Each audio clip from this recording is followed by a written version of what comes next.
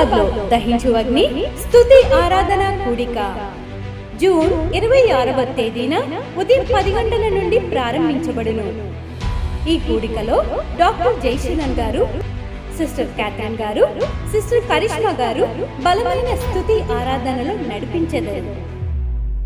ముఖ్య ప్రసంగికులు doctor Thomas గారు, డాక్టర్ శివ థామస్ గారు, దహించు అగ్ని మినిస్ట్రీస్, రాజమహేంద్రవరం. స్థలం R convention hall, 2nd floor, DMart building, Secunderabad. మరిన్ని వివరాలకు 9494940072 మరియు 73. వరంగల్లో దహించు అగ్ని సేవకుల సదస్సు జూన్ 29వ తేదీన ఉదయం 10 గంటల నుండి ప్రారంభించబడును. ముఖ్య ప్రసంగికులు డాక్టర్ థామస్ గారు, దహించు అగ్ని మినిస్ట్రీస్, రాజమహేంద్రవరం. స్థలం new Jerusalem Baptist church, circuit house, life line hospital road, Warangal. మరిన్ని వివరాలకు 9494940072 మరియు 73. రాజమహేంద్రవరంలో దహించు అగ్ని సేవకుల కూడిక జూన్ 30వ తేదీన ఉదయం 10 గంటల నుండి ప్రారంభించబడును. ముఖ్య ప్రసంగికులు డాక్టర్ థామస్ గారు, దహించు అగ్ని మినిస్ట్రీస్, రాజమహేంద్రవరం. స్థలం దహించు అగ్ని ఆడిటోరియం, నటరాజ్ థియేటర్, రాజమహేంద్రవరం. మరిన్ని వివరాలకు 9494940072 మరియు 73. పరిశుద్ధాత్మ దేవుని గురించి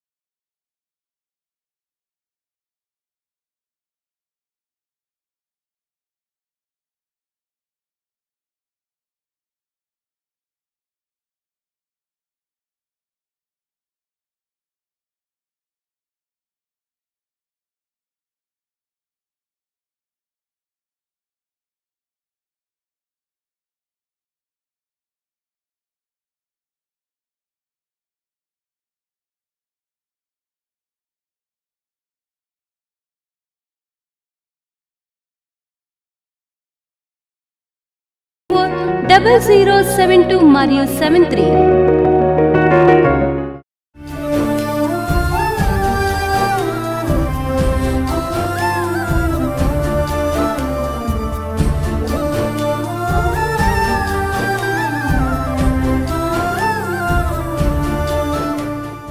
మనమందరం కొన్ని నిమిషాలు దేవుని ఒక వాక్యాన్ని ధ్యానించబోతున్నాం. దేవునిపై నమ్మకం, దేవుణ్ణి ఆశ్రయించే అనుభవం మనకు రావాలి. చాలాసార్లు చూడండి, మన జీవితంలో మనుషుల్ని ఆశ్రయిస్తాం.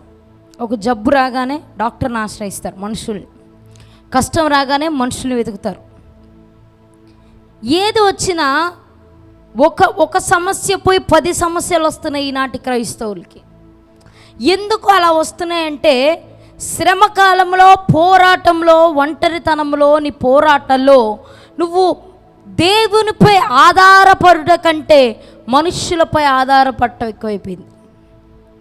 మనుషుల్ని నమ్మడం ఎక్కువైపోయింది, మనుషులపై ఆధారపడటం ఎక్కువైపోయింది, మనుషులపై ఆనుకోవడం ఎక్కువైపోయింది.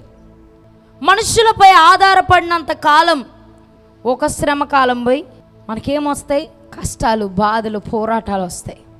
అందుకే దేవాది దేవుడు మనకు ఆల్రెడీ బైబిల్ జీవ గ్రంథంలో, తన వాక్కులో, తన వాక్యంలో, తన జీవ మాటల్లో ఏమని, పరిశుద్ధ గ్రంథంలో ఏమని పెట్టాడంటే, 118వ కీర్తన 8-9 వచనాలు చదువుదాం. మనుషులను నమ్ముకుట కంటే యెహోవాను ఆశ్రయించుట మేలు, రాజులను నమ్ముట కంటే యెహోవాను ఆశ్రయించుట మేలు. మనుషులను నమ్ముట కంటే యెహోవాను ఆశ్రయించుట మేలు. అధికారులను నమ్ముకుట కంటే యెహోవాను ఆశ్రయించుట మేలు. దేవుడు జవాబిస్తే అందరి నోరులు ముయ్యబడిపోతాయి. మొన్నటి దినం ఒక దైవజనుడు చనిపోయారు కదా, అక్కడ మనుషులు ఎంత కేకలేస్తున్నా వాళ్ళు ఏం చేస్తారంటే వాళ్ళ దారిలో వాళ్ళు వెళ్ళిపోతూ ఉంటారు. వాళ్ళు ఏమనుకుంటారంటే ఓ క్రైస్తవులు వీళ్ళని ఇలాగే హింసించవచ్చు, ఇలాగే అందరిని కొడతా ఉంటే వీళ్ళు మౌనంగా ఉంటారు అనుకుంటారేమో. మనం దేవుని ఆశ్రయిస్తున్నాం. నేను నమ్ముతున్నానండి, చాలా దుఃఖపడ్డాను. ఒకలాంటి వెర్రి దుఃఖం వచ్చింది. ఆ దైవజనుడు చనిపోయాడని ఒక మరణ వార్త చెవులో వినిపించగానే ఒకలాంటి వెర్రి దుఃఖం, ఒకలాంటి బాధ హృదయాన్ని పిండివాడేసింది. అప్పుడు అనుకున్నాను, యేసయ్య నువ్వు చూస్తున్నావు, నీతికి న్యాయానికి కర్త అయిన నీవు చూస్తున్నావు, నువ్వు జవాబిస్తావు. మనుషులు జవాబు ఇవ్వకపోవచ్చు, మేము జవాబు ఇవ్వకపోవచ్చు, కానీ నిర్ణయ కాలంలో దేవుడు ఎవరికి ఎలా జవాబు ఇవ్వాలో ఆయనకి బాగా తెలుసు, ఆయన ఇస్తాడు.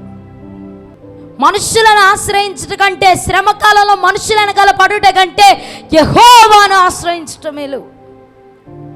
ఓ చిన్న మాట చెప్తాను, ఇది నా సబ్జెక్ట్ కాదు కానీ చిన్న మాట చెప్పాలనిపిస్తుంది. ఒక రెడ్ సిగ్నల్ దేవుడు మనకి వేస్తున్నాడు. దైవజనుల కోసం ప్రార్థించడానికి ఈనాటి క్రైస్తవులకి దేవుడు ఏం చేస్తాడంటే ఒక రెడ్ సిగ్నల్ ఇచ్చాడు. ఇప్పుడు మేలుకొని నువ్వు దైవజనుల కోసం, క్రైస్తవుల కోసం, మనం దేశాల కోసం నువ్వు ప్రార్థన చేయకపోతే, నువ్వు ప్రార్థించకపోతే నువ్వు చాలా బాధల్ని ఫ్యూచర్లో మనం ఎదుర్కోవాల్సింది. మీరైనా నేనైనా బాధ్యత కలిగి దేవుడు ఒక రెడ్ సిగ్నల్ ఇచ్చాడు. ఆ సిగ్నల్కి చూసి, ఆ రెడ్ సిగ్నల్ని చూసి ఆగినవాడు ఆగి మనం ఏం చేయాలంటే ప్రార్థన చేయాలి. దైవజనులు కలిగి ఉండడం మనకు ఆశీర్వాదకరం. అలాంటి దైవజనులు పోగొట్టుకున్నందుకు మనం చాలా రిగ్రెట్ ఫీల్ అవ్వాలి. చాలా రిగ్రెట్ ఫీల్ అవుతున్నాం. అయ్యో మునుపు ప్రార్థన చేస్తుంటే భారం కలిగి బాగుండేది కదా అనిపిస్తుంది. ఇప్పుడైనా సంఘాలు మేలుకొని ప్రార్థన చేయడం ప్రారంభించాలి. మనుషులను ఆశ్రయించట కంటే యెహోవాను ఆశ్రయించటం మేలు. ఈరోజు శ్రమ కాలంలో నువ్వు మనుషులు వెనకాల పరిగెత్తుట కంటే ప్రభువుని నమ్మడం మేలు. ఎవరు వచ్చినా, ఎవరు వెళ్ళినా, ఎవరిచ్చినా, ఎవరు ఇవ్వకపోయినా, ఎవరున్నా, ఎవరు లేకపోయినా నువ్వు దేవుని నమ్మితే చాలు, ఆయన నీ శ్రమ కాలంలో నిన్ను నడిపిస్తాడు. నీ పోరాటంలో ఆయన నిన్ను నడిపిస్తాడు. నీ పోరాటంలో ఆయన నిన్ను నడిపిస్తాడు. నీ శ్రమ కాలంలో ఆయన నిన్ను నడిపిస్తాడు. నీకుండవలసిన జీల్ ఏంటిదో తెలుసా? మనుషులను ఆశ్రయించటం కంటే యెహోవాపై నమ్మకం ఉంచటం మేలు. ఈరోజు యెహోవాపై నమ్మకం, ట్రస్ట్ అంటు ద గాడ్. దేవుడిపై నమ్మకం ఉండాలి. నీ పోరాటం నుంచి, నీ శ్రమకాలం నుండి, నీ ఒంటరితనంలో నుంచి, నీ కన్నీటి బ్రతుకులోను కూడా ఆయన నిన్ను నడిపించగలడనే నమ్మకం నీకు ఉండాలి. నమ్మకం అద్భుతానికి దారితీస్తుంది. నమ్మకం అనేది ఒక డోర్ లాంటిది అద్భుతాలకి. ఈరోజు ప్రియ దేవుని బిడ్డలారా, నీకు నమ్మకం ఉందా? దేవునిపై నమ్మకం ఉంచడం ద్వారా వచ్చే ఆశీర్వాదాలు కొన్ని దేవుడు నాతో మాట్లాడాడు. ఆ విషయాలు మీతో పంచుకోవాలనుకుంటున్నాను. కీర్తనల గ్రంథం 112వ కీర్తన 7వ వచనం. వారి హృదయము యెహోవాను ఆశ్రయించి స్థిరముగా ఉండును. వాడు దుర్వార్తను జడియడు. హల్లెలూయా. నువ్వు దేవుణ్ణి ఆశ్రయిస్తే అంట నువ్వు దుర్వార్తకి జడియవంట. దుర్వార్తని చెవులో పడినా దుర్వార్త రాదని నేను చెప్పను. ఈ లోకమంతా దుర్వార్తలతో నిండినదే. చూడండి, ఫోన్ ఓపెన్ చేయాలంటే భయం వేస్తుంది. ఎప్పుడు ఏదో చెడ్డ వార్త, ఎప్పుడు ఏదో ఒకటి. బయట దేశాల్లో జరిగితే అనుకోవచ్చు, మన భారతదేశంలో జరుగుతుంది ఇంకా బాధాకరం. ఏదో ఒక చెడు వార్త. ఆ చెడు వార్తలు నీకు వినిపించినా కూడా అంటే నువ్వు జడియవంట. అంటే ఆ చెడు వార్తలు నీ గుమ్మం ఎదుట కూడా రావు. ఎప్పుడు చెప్పండి? యెహోవాను ఆశ్రయించినప్పుడు. నువ్వు దేవుణ్ణి ఆశ్రయించినప్పుడు, దేవునిపై నమ్మకం ఉంచినప్పుడు, దేవునిపై విశ్వాసం ఉంచినప్పుడు నువ్వు చెడు వార్తలకి జడియవు. నీ పోరాటము, నీ చెడు వార్తలు, నీ సమస్యలు ఎలా ఉంటాయంటే ఒక చెడు వార్తలు. చూడండి, ఏదైనా జరిగితే మన వీధిలో జరిగితేనే మనకు భయం వేస్తుంది. ఈరోజు భయంకరమైన కార్యాలను కలవర పెడుతున్నాయేమో. భయంతో ఉన్నారేమో, కలవరంతో ఉన్నారేమో, దేవుని ప్రతినిధిగా చెప్తున్నాను, నీవు దేవుణ్ణి ఆశ్రయించగలిగితే చెడు వార్తలకి నువ్వు జడిసే మనిషివి కాదు. ఈరోజు నువ్వు బెదరకూడదు, జడియకూడదు, నిబ్బరం కలిగి ధైర్యంగా ఉండాలంటే నువ్వేం చేయాలంటే యెహోవాను ఆశ్రయించే అనుభూతిలోకి రావాలి. నీ కష్టకాలంలో, నీ శ్రమ కాలంలో, నీ పోరాటంలో ఎల్లవేళలా యెహోవాను ఆశ్రయించే అనుభూతి మనకు కావాలి. కీర్తనకారుడు అక్కడ చాలా క్లియర్గా ఉంది. కీర్తనలో 112వ కీర్తనలో ఏమనుందంటే, దేవుణ్ణి ఆశ్రయించేవాడు చెడు వార్తలకి జడియరు. ఈరోజు నిన్ను ఏ కార్యం కలవర పెడుతుందో ఆ కార్యాన్ని దేవుడి ఎదుట పెట్టు, దేవుణ్ణి ఆశ్రయించు. మీకే చెప్తున్నాను, దేవుణ్ణి ఆశ్రయించే అనుభూతి నీకు ఉంటే నువ్వు చెడు వార్తలకి జడియవు. ఈరోజు కలవరం పెడుతున్నాయా కొన్ని విషయాలు. భయంకరమైన రోగం, క్యాన్సర్ కంటే పెద్ద రోగం అది. భయం అనేది క్యాన్సర్ కంటే పెద్ద రోగం. బాడీలో ఏముండదు, చిన్న భయం, ఒక చిన్న గెడ్డ లేచింది అనుకోండి, కొవ్వు గెడ్డలు లేచాయి అనుకోండి, ఆ భయం వచ్చింది అనుకోండి, లేని రోగాలు పుట్టిస్తుంది. భయం ఏం చేస్తుంది? లేని ప్రాబ్లమ్స్, లేని సమస్యలు పుట్టిస్తుంది. భయం ఎప్పుడు వస్తుంది తెలుసా? నువ్వు శ్రమ వైపు చూసి దేవుని వైపు చూడలేనప్పుడే. ఒక ఎగ్జాంపుల్ చెప్తా మీకు, ఇంకొకటి మంచిగా అర్థం కావాలంటే చిన్న ఎగ్జాంపుల్ చెప్తా. యేసు ప్రభు వారు ఓడలో ఉన్నారు, తుఫాన్లు ఎగిసి పడుతున్నాయి, శిష్యులు భయపడ్డారు. ఎందుకు చెప్పండి? శిష్యులకి ఎగసిపడే తుఫాను మీద, సముద్రం మీద, సముద్రపై లేచే అలలపై అవగాహన ఉంది, కానీ సముద్రపు అలలని ఆపే దేవుడిపై అవగాహన లేదు. ఈ అవగాహన లేకపోవడం ఏం చేసిందంటే వాళ్ళు కలవరానికి గురి చేసింది. ఈరోజు నీ నమ్మకం దేనిపై ఉంది? ఎగసిపడే తుఫాను పైన, లేకపోతే తుఫాన్ని నిమ్మలపరిచే యేసు పైన? ఇది నువ్వు తెలుసుకోవాలి. ఎవరిపై నీకు అవగాహన? దేనిపై నీకు అవగాహన? ఎవరిపై ఆధారపడుతున్నావు? తుఫాన్లపై, లేకుంటే తుఫాన్లు అణచే యేసుపై?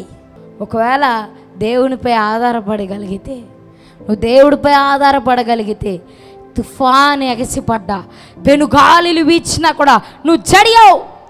ఎందుకంటే నీకు ఎవరు తోడుగున్నారంటే దేవుడు తోడుగున్నాడనే నమ్మకం నీలో ఉంటుంది. రెండవదిగా మనం చూసినట్లయితే కీర్తనల గ్రంథం 9వ అధ్యాయం 10వ వచనం చదువుదాం. యెహోవా నిన్ను ఆశ్రయించు వారిని నీవు విడిచిపెట్టువాడవు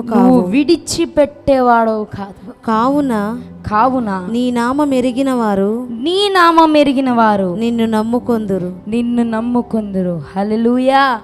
ఆయన ఆశ్రయించే వారినంట ఆయన ఎప్పుడు విడిచిపెట్టడంట. ఆయన విడిచిపెట్ట దేవుడు కాదు. మనుషులు చూడండి, కొన్నిసార్లు మనుషులు మన శ్రమకాలంలో, మన పోరాటాల్లో, మన ఇబ్బందుల్లో, మన ఇరుకుల్లో, మన చేతగాని సమయంలో ఏం చేస్తారంటే వదిలేసి వెళ్ళిపోతారు. మన దేవుడు నీ చావు, నువ్వు చావు అని చెప్పే దేవుడు కాదు ఆయన. ఆయన ఆశ్రయించేవారంటే ఆయన విడిచిపెట్టే దేవుడు కాదంట. దేవుని యొక్క వాక్ చాలా క్లియర్గా ఉంది. ఆయన ఆశ్రయించే వారికి, అయ్యా నాకు మేలు చేయని చేతులు చాపే వారికి ఆయన విడిచిపెట్టే దేవుడు కాదు. ఆయన ఎలాంటి దేవుడు అంటే అద్భుత కార్యాలని జరిగించే దేవుడు. ఆమేన్, ఆమేన్. ఆయన ఏం చేస్తాడంట?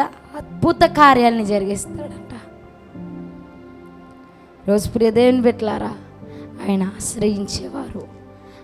ఆశ్రయించేవారు మీరు, మిమ్మల్ని ఆయన విడిచిపెట్టే దేవుడు కాదు. పర్వతాలు తొలగినా, మెట్టలు తత్తరిల్లినా ఆయన మిమ్మల్ని విడిచిపెట్టే దేవుడు కాదు. ఈరోజు ప్రియ దేవుని బిడ్డలారా, దేవుని ఆశ్రయించేవారిని ఆయన ఎప్పుడు విడిచిపెట్టడు. మీరు అనుకోని ఉండొచ్చు, జరుగుతున్న సంఘటనలు నీ చుట్టూ జరిగే, నీ కలవరపరిచే ఇవన్నీ, నిన్ను బాధ పెట్టే విషయాలన్నీ నీ చుట్టూ జరిగి నువ్వు మనోవేదనతో దేవుడు నన్ను వదిలేసాడేమో, దేవుడు నా కుటుంబాన్ని వదిలేసాడేమో, దేవుడు నన్ను పట్టించుకోవట్లేదేమో, నా పిల్లలను పట్టించుకోవట్లేదేమో, నన్ను పట్టించుకోవట్లేదేమో, నా భవిష్యత్తు ఏంటి, నా పిల్లల భవిష్యత్తు ఏంటి, నా జీవితం ఏంటి అని కలవరపడి ఏడుచి రోధిస్తున్నావేమో. ప్రియ దేవుని బిడ్డలారా, ఆయన మిమ్మల్ని విడిచిపెట్టే దేవుడు కాదు. ఆయన వదిలిపెట్టే దేవుడు కాదు. మనుషుల్ని వదిలిపెట్టచ్చు, మనుషుల్ని విడిచిపెట్టచ్చు, మనుషుల్ని వదిలేసి వెళ్ళచ్చు, మనుషుల్ని వదిలేసి తిరగచ్చు. కానీ ఆయన ఏమంటున్నాడంటే, నన్ను ఆశ్రయించే వారిని నేను విడిచిపెట్టే దేవుణ్ణి కాను. దేవుని ఆశ్రయిస్తే మొట్టమొదటిగా ఏమొస్తుందని చెప్పాను? చెడు వార్తకి జడియరు అని చెప్పాను. రెండోదిగా ఆయన విడిచిపెట్టే దేవుడు కాదని చెప్తున్నాను. ఆయన ఆశ్రయించిన నిన్ను ఆయన విడిచిపెట్టే దేవుడు కాదు. ఏదో నువ్వే చెయ్యాలయ్యా అని అడిగిన నిన్ను ఆయన వదిలేసే దేవుడు కాదు. నువ్వే ఏదైనా నా జీవితంలో చెయ్యాలని అడిగిన నిన్ను వదిలేసే దేవుడు కాదు. నా పిల్లల జీవితంలో, నా భర్త జీవితంలో, నా భార్య జీవితంలో ఒక అద్భుతం నువ్వే చేయాలని అడిగిన నిన్ను ఆయన విడిచిపెట్టే దేవుడు కాదు. మూడోదిగా ఏంటంటే ఇర్మియా గ్రంథం 17వ అధ్యాయం 7-8 వచనాలు ఒకసారి చదువుదాం. యెహోవాను నమ్ముకొనువాడు ధన్యుడు. యెహోవానికి ఆశ్రయముగా ఉండును. వాడు జలముల యొద్దట నాటబడిన చెట్టు వలె నుండును. అది కలువల ఓరను దాని వేర్లు తన్నును. వెట్ట కలిగినను దానికి భయపడదు. దాని ఆకు పచ్చగా నుండును. వర్షము లేని సంవత్సరమున చింత నొందదు, కాపు మానదు. హల్లెలూయా. ఇక్కడ ఏం మాట్లాడుతున్నారంటే, దేవుణ్ణి ఆశ్రయించేవారంట, దేవుని నమ్ముకునేవారంట ఒక నీటి కలువల యొద్ద నాటబడిన చెట్టుగా ఉంటారంట. ఒక నీటి కలువల యొద్ద నాటబడిన చెట్టుగా ఉంటారంట దేవుని ఆశ్రయించేవారు. అంటే నువ్వు దేవుని ఆశ్రయిస్తే నువ్వు ఎప్పుడు ఫలించే చెట్టుగా ఉంటావు. నీ పక్కన వాగు ఎండిపోయినా, వర్షం పడకపోయినా, ఏమి అయినా నీ ఆకులు ఎప్పుడు పచ్చగా ఉంటాయి. నువ్వు ఈ నిత్యము ఫలిస్తావు. ఈ లోకంలో ఎన్ని కార్యాలను కలవరపెట్టినా నువ్వు దేవుణ్ణి ఆశ్రయించే వ్యక్తివైతే నువ్వు ఎప్పుడు నీవు ఆశీర్వాదంగా ఉంటావు, ఇతరులకు ఆశీర్వాదకరంగా ఉంటావు. ఈరోజు ప్రియ దేవుని బిడ్డలారా, ఈరోజు నీవు ఆశీర్వాదకరంగా లేవు. క్రైస్తవులు అనబడుతూ ఫలించలేని స్థితిలో మనం ఉన్నాం. ఫలించలేని స్థితి. కానీ ఇక్కడ దేవుని ఒక వాక్యం చాలా క్లియర్గా ఉంది. నువ్వు దేవుని ఆశ్రయించగలిగితే నువ్వు ఎప్పుడు ఫలిస్తావు. ఎప్పుడు నీకు పండ్లు ఉంటాయి నీ చెట్టుకి. ఎప్పుడు నువ్వు దీవెనగా ఉంటావు. ఎప్పుడు నువ్వు మేలుగా ఉంటావు. నీకు ఎట్టి రీతి అనుభవం కావాలంటే ఎలాంటి సమయంలో అయినా దేవుణ్ణి ఆశ్రయించే అనుభవాలు కావాలి. ఈ ఆశ్రయించే అనుభవం ఏం చేస్తుందంటే నిన్ను ఫలించే చెట్టుగా మారుస్తుంది. చివరిగా 4వది సామెతలు 3:5-6 వచనాలు చదువుదాం. 3:5-6 వచనాలు. నీ స్వబుద్ధిని ఆధారము చేసుకొనక నీ పూర్ణ హృదయముతో యెహోవాయందు నమ్మిక ఉంచుము. నీ ప్రవర్తన అంతటి యందు ఆయన అధికారమునకు ఒప్పుకొనుము. అప్పుడు ఆయన నీ త్రోవలను సరళం చేస్తాడంట. ఈ నమ్మిక ఉంచితే 4వదిగా వచ్చే ఆశీర్వాదం ఏంటి చెప్పండి? నీ త్రోవల్ని ఆయన ఏం చేస్తాడు? సరళం చేస్తాడు. నువ్వు వెళ్ళబోయే మార్గాన్ని ఆయన ఏం చేస్తాడు? సరళం చేస్తాడు. ఒక్క మాటలో చెప్పాలంటే దేవునిపై ఉన్న నమ్మకం నిన్ను విజయానికి నడిపిస్తుంది. దేవునిపై నీకున్న నమ్మకం నిన్ను ఆశీర్వాద ఊటల యొద్దకు తీసుకెళ్తుంది. దేవునిపై నీకున్న నమ్మకం నీ అవమానాన్ని ఘనతగా మారుస్తుంది. దేవునిపై నీకున్న నమ్మకం నీ కన్నీరుని నాట్యంగా మారుస్తుంది. 4 విషయాలు చెప్పా. దేవునిపై మనం ఆధారపడగలిగితే, దేవునిపై నమ్మకాన్ని ఉంచగలిగితే మనకు వచ్చే 4 ఆశీర్వాదాల కోసం మనం డిస్కస్ చేసాం. మొదటిగా చెడ్డ వార్తలకి జడియరు అని చెప్పారు. రెండవదిగా దేవుడు విడిచిపెట్టడు. ఆయన ఆశ్రయించే వారిని ఏం చేయడంట? ఆయన విడిచిపెట్టడంట. మూడవదిగా కలువల యొద్ద నాటబడిన చెట్టుగా ఉంటారంట. ఎప్పుడు ఫలించే చెట్టుగా ఉంటారు. 4వదిగా నీ త్రోవలు ఆయన సరళం చేస్తాడు. ఇది దేవుని బిడ్డలుగా మీరు ఏం చేయాలంటే, మీరు నేను ఒకే నమ్మకం, ఒకే విశ్వాసం, దేవునిపై ఆధారపడే అనుభూతిలోకి రావాలి. దేవునిపై ఆధారపడాలి. ప్రతి చిన్నదానికి, ప్రతి పెద్దదానికి, ప్రతి విషయానికి దేవునిపై ఆధారపడాలి. ఒక 10 రూపాయల కోసం కూడా నువ్వు దేవునిపై ఆధారపడగలిగితే ఆయన నేను ఆస్తికర్తలుగా చేస్తాడు. ఆయన వాక్కు చాలా క్లియర్గా ఉంది. దేవునిపై ఆధారపడే వారిని ఆయన ఎప్పుడు విడిచిపెట్టే దేవుడు కాదు. మనుషులపై ఆధారపడితే ఈరోజు నేను నీ యొద్దకు వచ్చి నీకు సాయం చేసి రేపటిదేను నేను వదిలేస్తారు. మనుషులపై ఆధారపడినంత కాలం నీకు శ్రమ, మనుషులపై ఆధారపడినంత కాలం ఉన్నది ఊడిపోతుంది, ఉన్న సంతోషం పోతుంది, ఉన్న సమాధానం పోతుంది. మనుషులపై ఆధారపడినంతసేపు మనుషులు ఏదో ఒకటి అంటానే ఉంటారు. ఎప్పుడు నా మీద పడి బతుకుతారు. కొంతమంది చూడండి, వాళ్ళ మాటలు ఎలా ఉంటాయి, ఎప్పుడు నా మీద పడే బతుకుతారు, ఎప్పుడు నేనే చేయాలి, వీళ్ళు ఫోన్ ఎత్తితే ఏదో ఒకటి అడుగుతారు అని మాట్లాడుకునే కాలంలో ఉన్నాం మనం. అంత్య దినాల్లో ప్రేమ చల్లారిపోతుందంట. ఎవరికి ప్రేమ లేవు. ఒక మనిషిలాగే చూడట్లే ఈ రోజుల్లో. ఇలాంటి కాలంలో ఏ మనుషుడి దగ్గరికి వెళ్ళి చేయి జాపుతావు, ఏ మనుషుడి దగ్గరికి వెళ్ళి నాకు సాయం చేయండి అని నోరు తెరిచి అడుగుతావు, ఏ మనుషుడి దగ్గరికి వెళ్ళి నా బతుకును మార్చండి అని అడుగుతావు. ఈ రోజుల్లో మనుషుల దగ్గర నుంచి ఏదో ఎక్స్పెక్ట్ చేసేది లేదు. ఈ కాలంలో ఎవరికి వాళ్ళు ఎదగాలి అని చూసే కాలం ఇది. ఎవరికి వాళ్ళు నా దారిలో నేను పోవాలి అని చూసే కాలం ఇది. మనుషులపై ఆధారపడడం వేస్ట్. నీకు టైం వేస్ట్, నీ డబ్బు వేస్ట్, నీకు అన్నీ వేస్టే. మనుషులపై ఆధారపడినంత కాలం నువ్వు నాపై ఆధారపడు, నేను వదలను అని ఏ మనుషుడు చెప్పడు, ఎవరు చెప్పరు. వాళ్ళు చెప్పినా కాలం వాళ్ళని ఉంచదు. ఏదో ఒక రోజు కాలం వాళ్ళని తీసుకెళ్తుంది. ఏదో ఒక రోజు ప్రభు పిలుపు వస్తే వాళ్ళు వెళ్ళిపోతారు. నీకు సాయం చేసిన వాళ్ళు కూడా ఏం చేస్తావు? ఎవరిపై ఆధారపడతావు? ఉన్నంత కాలం వాపై, ఆ మనిషిపై, ఈ మనిషిపై, ఈ వీళ్ళపై, వాళ్ళపై ఆధారపడి చేతులు చాపడమేనా? వాళ్ళు చేయలేదని దుఃఖపడమేనా? నా జీవితం మారదని ఏడవడమేనా? ఒక క్రైస్తవుడుగా, దేవుని బిడ్డలుగా దేవునిపై ఆధారపడే అనుభూతిలోకి రావాలి. ఈ దేవునిపై ఆధారపడితే 4 ఆశీర్వాదాలు. చెడు వార్తకి జడియరు, దేవుడు మిమ్మల్ని వదిలిపెట్టడు, మీరు నీటి కాలంలో నాటబడిన చెట్టుగా ఉంటారు, మీ త్రోవలను సరళం చేస్తాడు. దేవుడిపై ఆధారపడటం నీకు ఏం తీసుకొస్తుందంటే విజయాన్ని తీసుకొస్తుంది.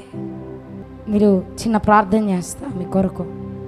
ఎవరెవరైతే ఈ వాక్యం ద్వారా బ్లెస్ అయ్యారో దేవుడితో చెప్పండి, అయ్యా నేను నీపై ఆధారపడతాను ప్రభా, నా శ్రమ కాలమైన, నా పోరాటమైన నేను నీపై ఆధారపడతాను ప్రభా, నిన్నే వెంబడిస్తాను ప్రభా.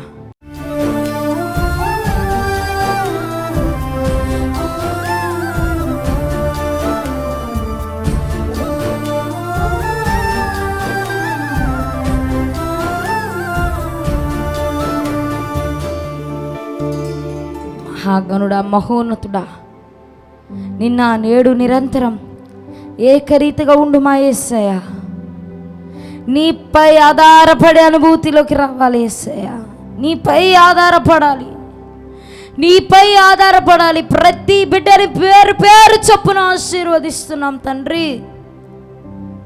నిన్ను ఆశ్రయించే వారి చేయి వదిలిపెట్టే దేవుడు కాదు ప్రభా. ఎవరెవరైతే ఈ మధ్యాహ్న కాల సమయంలో వారికి వారు సమర్పించుకుంటున్నారో, నీపై ఆధారపడే అనుభూతిలోకి రావాలనుకుంటున్నారో, వారందరి జీవితంలో ఒక అద్భుత కార్యం జరుగునుగాక అని ప్రార్థిస్తూ ఉన్నాం. మీరే అద్భుత కార్యం జరిగించమని యేసు నామములో అడిగి వేడుకొంచున్నాం తండ్రి. Amen, amen, amen. సికింద్రాబాద్ లో దహించు అగ్ని స్తుతి ఆరాధన కూడిక జూన్ 26వ తేదీన ఉదయం 10 గంటల నుండి ప్రారంభించబడును. ఈ కూడికలో డాక్టర్ జైశీలన్ గారు, సిస్టర్ క్యాథరిన్ గారు, సిస్టర్ కరిష్మా గారు బలమైన స్తుతి ఆరాధనలు నడిపించెదరు. ముఖ్య ప్రసంగికులు డాక్టర్ థామస్ గారు, డాక్టర్ శివ థామస్ గారు, దహించు అగ్ని మినిస్ట్రీస్, రాజమహేంద్రవరం.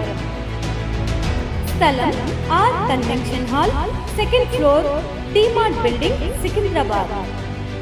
మరిన్ని వివరాలకు 9494940072 మరియు 73.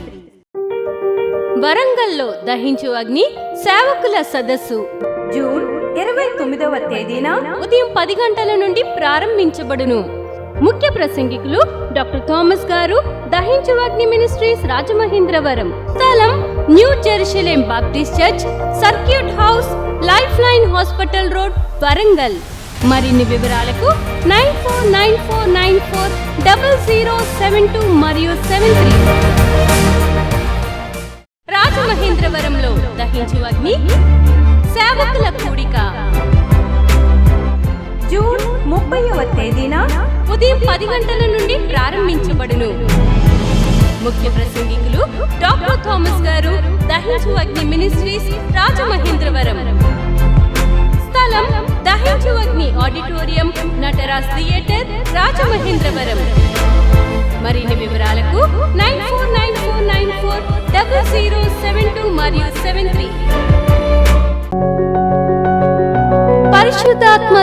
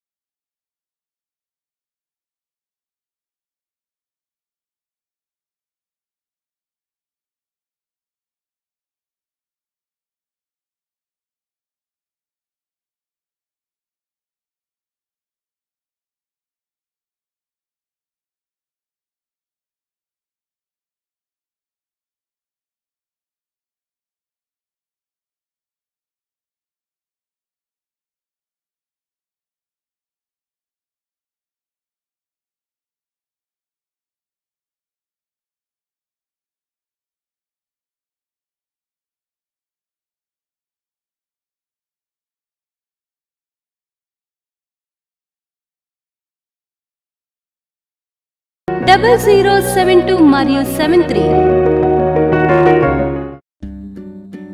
ఇది కుటుంబ ఆశీర్వాద కూడిక. ఇక్కడ మేము మా కుటుంబాలను కట్టుకున్నాం. మరి మీరు?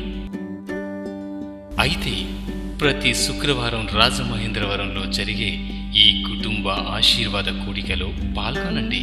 ఈ కూడిక జరుగు స్థలం దహించు అగ్ని ఆడిటోరియం, నటరాజ్ థియేటర్, రాజమహేంద్రవరం. సికింద్రాబాద్ లో దహించు అగ్ని అద్భుత అసాధారణ కూడిక ప్రతి శనివారం సాయంత్రం 5 గంటల నుండి ప్రారంభించబడును. స్థలం SPG church ground, alpha hotel వెనుక, సికింద్రాబాద్. మరిన్ని వివరాలకు 9494940074 మరియు 75. రాజమహేంద్రవరంలో దహించు అగ్ని అభిషేక ఆదివారపు ఆరాధన ఇప్పుడు ప్రతి ఆదివారం ఉదయం 9:30 నుండి ప్రారంభించబడును. తప్పక పాలు పొందండి, దైవిక ఆశీర్వాదం పొందండి. స్థలం దహించు అగ్ని ఆడిటోరియం, నటరాజ్ థియేటర్, రాజమహేంద్రవరం. మీ ప్రార్థన అవసరతలకు 9494940072 మరియు 73. ఈ టీవీ కార్యక్రమాన్ని చూసి ఆశీర్వదించబడినట్లయితే దహించు అగ్ని టీవీ పరిచర్యకు మరియు బ్లెస్సింగ్ ల్యాండ్ కు సహకరించండి. Dahinchu Agni trust current account number 357222444370, State Bank of India main branch, Rajamahendravaram. My address doctor Thomas, Dahinchu అగ్ని మినిస్ట్రీస్, తుమ్మలోవా, రాజమహేంద్రవరం.